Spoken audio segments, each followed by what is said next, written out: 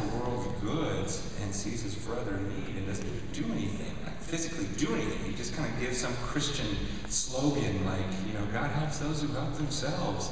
And let go and let God. That's what James is saying. It's like, oh, be warm, be fed, but you don't actually physically do anything.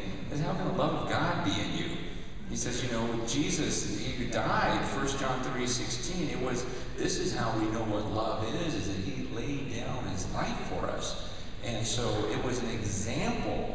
And in the same way, we ought to lay down our lives for our brothers. He says, so if you see your brother in need and you don't do anything, how could the love of God be in you? That's what Christ does. And I just read so many scriptures that are just all about you just help people. And so understand, I wake up selfish every morning. I think about me. I do. And I pray, but God, that's not the way Jesus was. Help me become more like him, which was going and thinking about others, emptying himself and considering others more important than himself. Tonight, they're like, hey, can you do it late tonight with the students thing? I'll fly over there, whatever. I just want to order a pizza and lay in bed, But you go, well, it's not about me. This could be an awesome time. I like this more than just preaching. I want to know what's on your heart. I want that interaction. We're going to cut it at 11 and then my pizza's coming. But, it's that selfish side that I'm trying to get rid of. And so when I look at the early church, I go, man, that makes sense. I mean, if you really believe in eternity and you believe these are your brothers and sisters, I mean, that was part of my wife even saying, let's get some foster kids. I don't think it was motivated by socialism. She just thought, we got a lot to give. We got a lot of love to give in this room. Let's get some more kids. I mean, I know there's only 7 of us. Let's take a couple more and give some love and see if we can't get all these 500,000.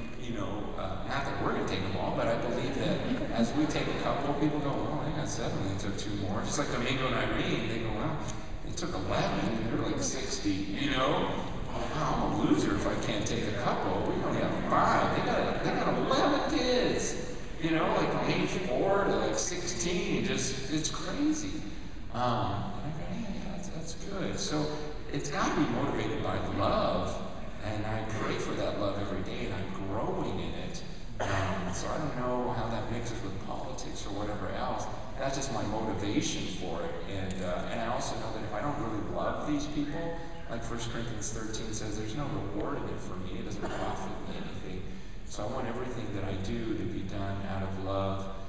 But yet, whenever you do something like that, whenever you make any type of sacrifice, there will be people in the church that will write it off somehow.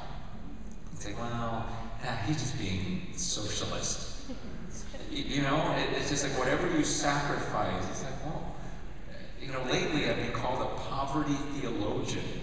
And I'm just going, what are you even talking about? Who made that up? They lump me with Piper and Platt and Alcorn, and these poverty theologians, and that Chinese guy. Where did you get that? I mean, aren't we supposed to lay down our lives for other people? And it's not like I'm living in poverty. Only in America can you name 4 guys that are probably the top 5% richest people on planet Earth and call them poverty theologians. It's just ludicrous. And it's sinful, because then you're saying, don't be a radical like them. And I'm going, me a radical? I'm nowhere near the Apostle Paul, I'm nowhere near Jesus. And now you're discouraging people to even go to this level. And it's going to destroy the church. But just know, anytime you pursue anything biblical, there'll be those who speak against it. And that's the sad thing, is you have to fight hard to live biblically. And I wrote about that in Crazy Love. The American church is one of the most difficult places to live biblically, because you'll always have people talking you out of things. And they'll use the verses so out of context. Like, I've heard that one verse so many times. Oh, but Jesus said the poor will always be with you. Oh yeah, so screw them.